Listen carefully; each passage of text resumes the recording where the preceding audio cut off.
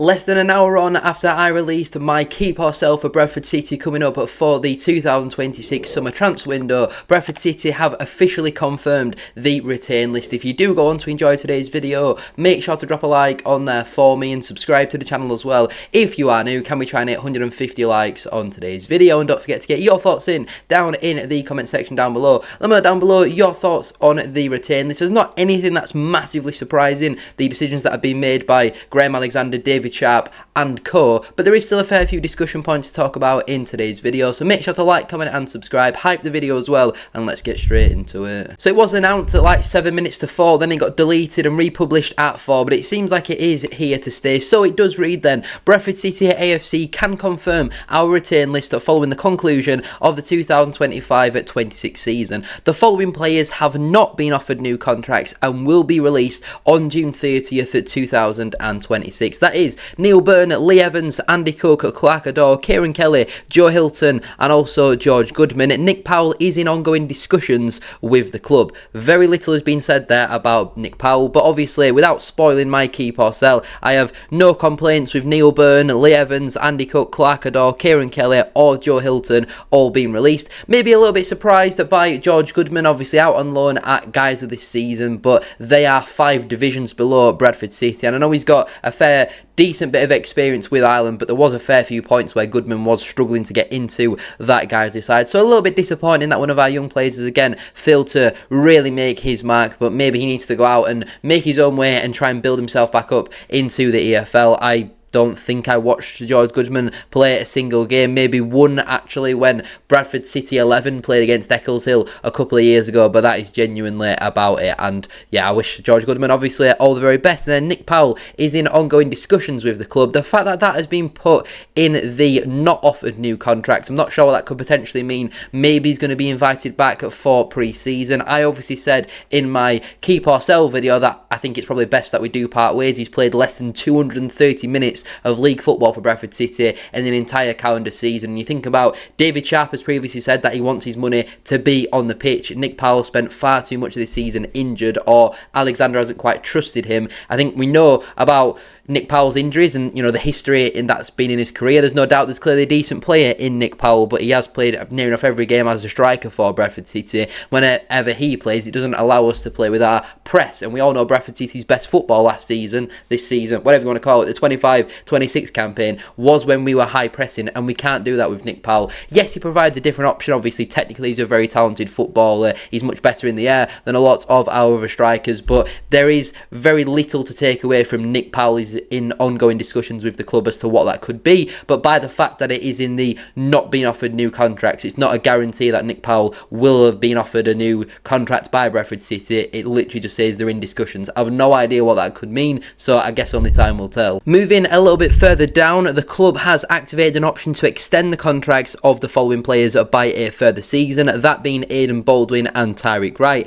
Anthony SARCE has triggered a clause in his contract, meaning he will remain at Valley Parade for a further 12 months. I assume that would be play 30 games, possibly, in your final season, and then you get an extra year, and obviously all 3 of those are brilliant news. Personally, I would have liked to have tied down Baldwin and TYREIK Wright to longer term contracts. It's all well and good having this option for a further season, as we've seen in the contracts of the likes of Sam Stubbs and Richie Smallwood for the 24-25 campaign, where they obviously had their options triggered. But I do think for the long term, say when we're in this position next season, if Baldwin and Wright have similar seasons to what they've just had, then we're losing good assets there potentially. So I would like to hope that, especially in TYREIK Wright's case, I think he's a bit younger than Aidan Baldwin, but also Baldwin as well, who's proved to be a very important player for Bradford City last campaign, and especially with the way that we play, he is arguably the most important player to play in that system. It would be nice to see them be tied down to longer term contracts. We've probably pointed now into the final year of his deal. I would expect him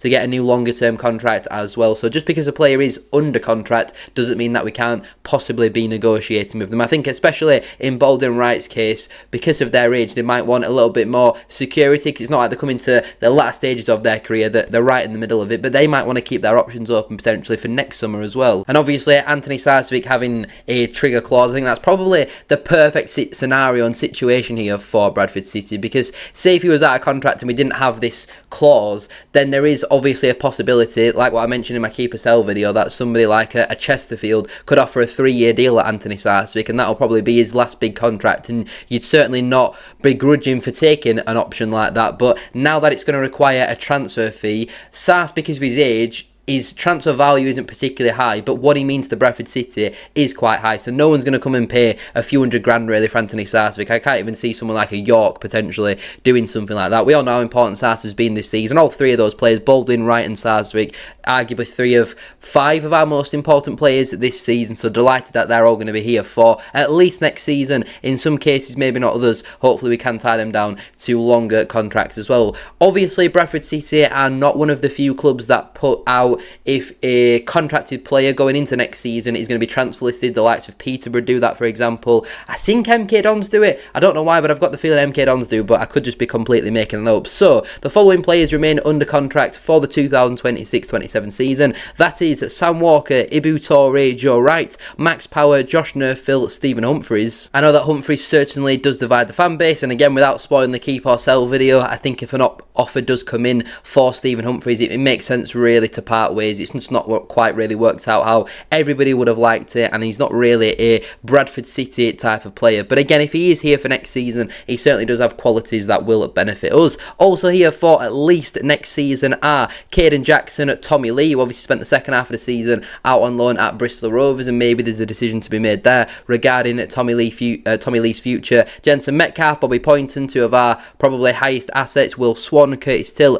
Matt Pennington, Harry Ibbotson, Zach Hady, and also George Lapsley. I think we can all expect that Ibbotson and Hady will get some kind of loan moves, obviously, going into next season, given that they were both playing in various levels of non-league. I think Hady was actually playing a league below George Goodman, which is maybe a little bit interesting that Hady's obviously here. Goodman obviously didn't get that new contract, which I think was in and around November time, potentially, something like that. But even some of these contracted players, just because they are here for next season, doesn't necessarily mean that they are going to be a part of Graham Alexander's plans. Obviously, we've got the 3 players here in Baldwin, Wright and Sarswick, and then we've got 4, 5, 6, 7, 8, 9, 10, 11, 12, 13, 14, 15 with Curtis Till, 16, 17, 18. That's a 19-man squad. So when you look at it like that, if there was to be no outgoings, there's not going to be too many incomings. You think if there's no outgoings, there's maybe going to be 6 or 7 incomings, which we need certainly a fair few more than that. I think we're going to be looking at maybe 10 or 11 signings, depending on how well we do use the lower market. So I do think there's going to be a fair few departures, and who knows, maybe a big asset like a Nerfill, a Metcalf, a Poynton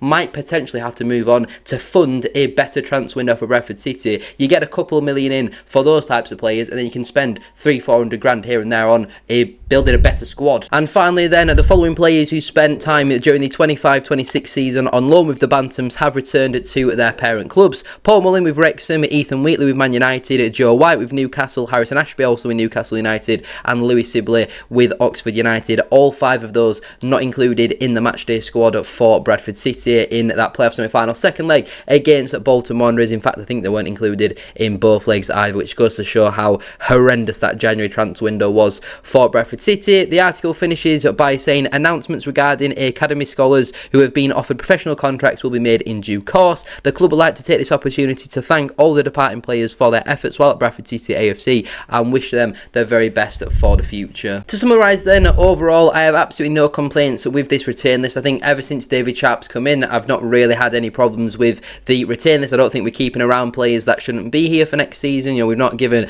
a Lee Evans or a Kieran Kelly a new contract, which we quite possibly could have done. I think Joe Hilton being released would maybe suggest that Bradford City are now going to have to go into the transfer market to try and get in a new goalkeeper, whether that will be a number 1 or number 2. I guess only time will tell. For me, I think we do need to get in a new number 1. Obviously, a little bit disappointing to see an academy graduate be released in George Goodman, but pretty understandable given that we're not a mid-table League 2 side anymore where we can be given these type of opportunities like what Poynton did get when he first broke through into the side. We're a top-end League 1 club, and there is a big difference between the middle of League 2, which isn't far off like the top end of the National League North, if we're being completely honest, and then also the top end of League 1, which is an incredibly higher standard. So no complaints from me whatsoever. Obviously, the big one which we all knew was going to come was Andy Cook. He has officially left Bradford City now, or will do, on June the 30th. He spent the second half of the season on loan at Grimsby. Forever a Bradford City legend, and obviously I'm sure everyone in the comments will wish him all the very best for the future. But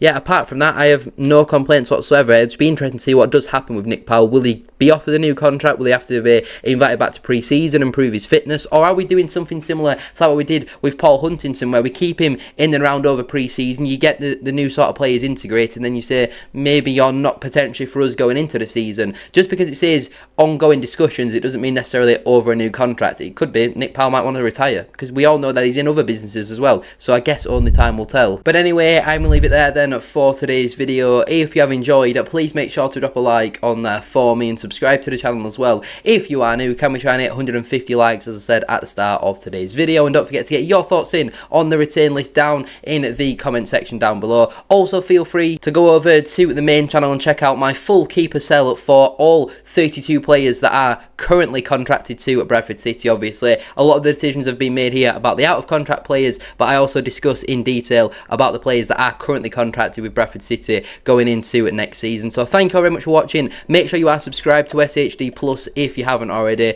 Have a great rest of your day, and I'll see you very soon for another one.